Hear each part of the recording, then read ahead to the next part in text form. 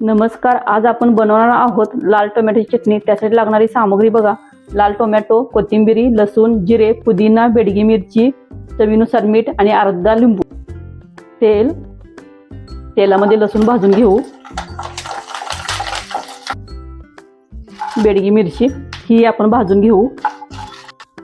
आता टोमॅटो ही कट करून घेतलेला आहे, तेही छान तेलामध्ये भाजून घेऊ। टोमॅटो छान भाजलेला आहे।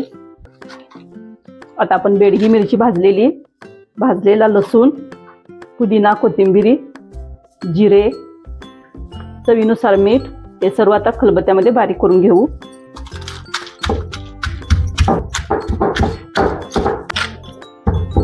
हे चेचून घेतलेलं आहे। आता आपण भाजलेला टोमॅटो ह्यामध्ये बारीक करून घेऊ।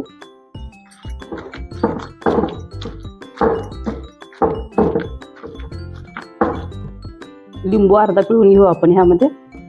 हे सर्व मिक्स करून घेऊ आणि प्लेटमध्ये काढून घेऊया।